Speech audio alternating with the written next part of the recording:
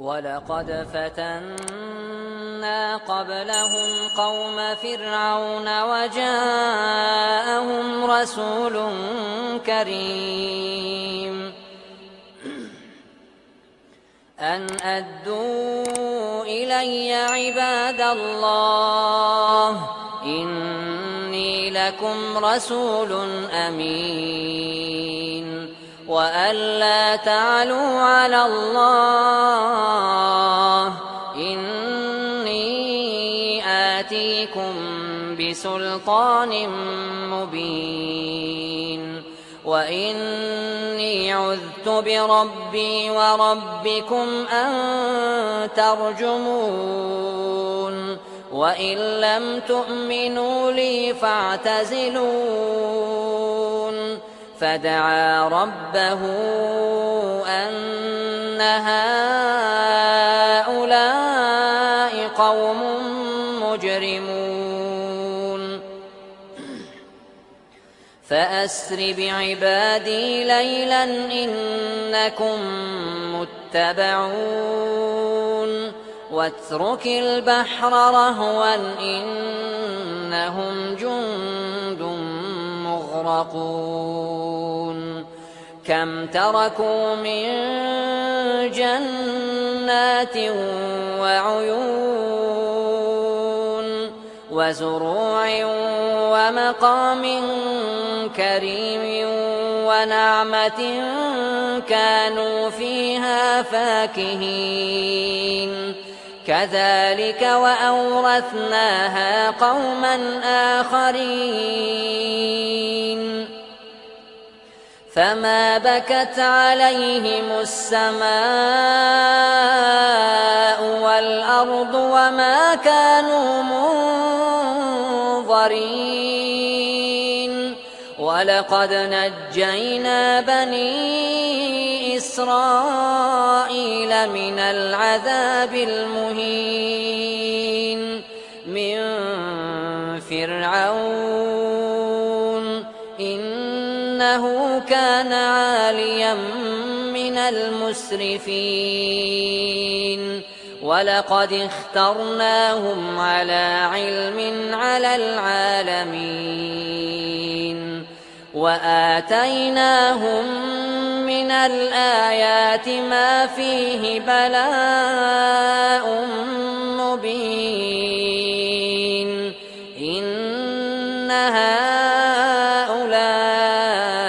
ليقولون إن هي إلا موتتنا الأولى وما نحن بمنشرين فأتوا بآبائنا إن كنتم صادقين أهم خير أم قوم تبع والذين من قبلهم أهلكناهم إنهم كانوا مجرمين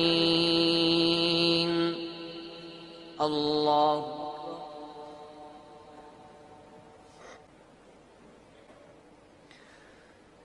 وما خلقنا السماوات والأرض وما بينهما لاعبين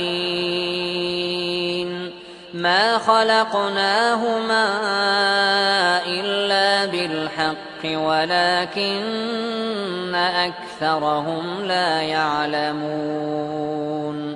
إن يوم الفصل ميقاتهم أجمعين يوم لا يغني مولى عن مولى شيئا ولا هم ينصرون إلا من رحم الله إنه هو العزيز الرحيم إن شجرة الزقوم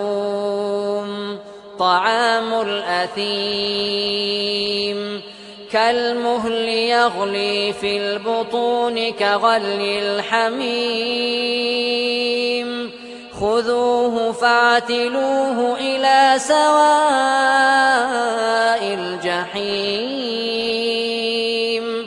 ثم صبوا فوق رأسه من عذاب الحميم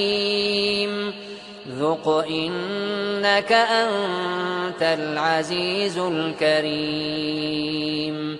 إن هذا ما كنتم به تمترون